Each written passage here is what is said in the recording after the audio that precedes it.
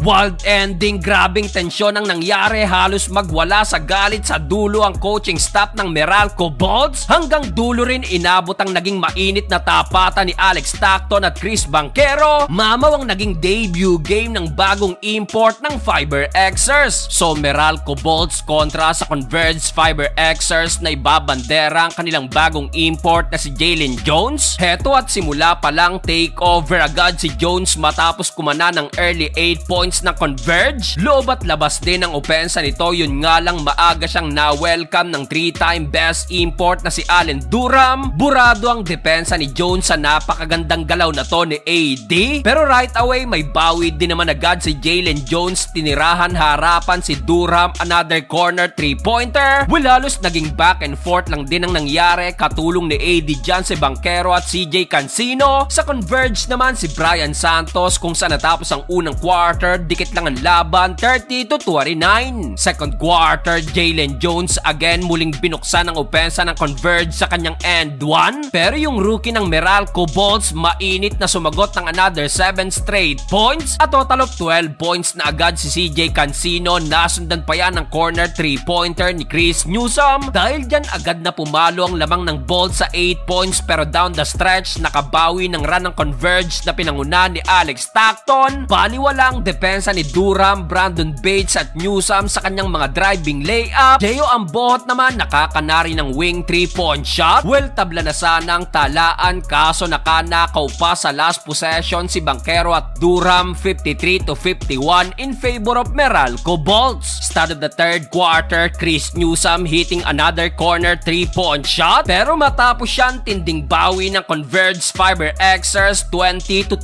run. Pinangunahan niya ni Alex Stockton at Jalen Jones, kaya dito napatawag na ng emergency timeout ang Bolts dahil palo na ang lamang ng Converge sa double digit. Problema pa ng Meralco dahil may 4 na foul na rin itong si Newsom. Well, dito umabot ang lamang ng Converge sa 15 points, pero nakaka-counteran ang Bolts na pinanguna ni Anjo Karam sa kanyang back-to-back 3-pointer. Nang araro na rin sa ilalim si Allen Durham at tinapos pa ni Banchero ang ranayan sa kanyang corner 3-point shot. Natapos ang third period, baba na lang sa dalawang lamang, 79-77. Fourth and final quarter, agad na itinabla ng Bolts ang talaan sa all-79 matapos ang two-handed slam dunk ni Allen Durham. Dito naging mainit na rin ang laban, galit na galit at napikon si Banchero ng physical na ng Converge. Magpapang-abot pa sila ni Alex Stockton, pati referee di nakaligtas sa galit ni Banchero. Matapos yan, CJ Cancino napa-take over na naman. Grabing galawan ng rookie, panisang dalawang defenders sa kanyang up and under deep si do layup. Pero dito napa-take over na rin si Jalen Jones matapos ang kanyang 5 straight points. Under 2-minute mark nang mabawi ng Converge ang kalamangan, 96-94 dahil sa 2 free throw shot ni Alex Stockton. Pero di nagustuhan niya ng coaching staff ng Bolts matapos makuha na ng blocking foul si Newsom. Halos magwala si Coach Nena Datrillo dahil graduate din ang inabot ni Nunyo. Well, nabawi naman agad ng Bolts ang lamang na yan matapos ma-foul si CJ Cancino sa 3-point shot. Kaso heto't napa-take over sa crunch time si Alex Stockton at sumagot ng 7 straight points, 103-97. Hanggang sa dulo na natiling mainit ang laban, magkakasuntukan pa si Stockton at Banchero at sa huli panalo ang Fiber Xers.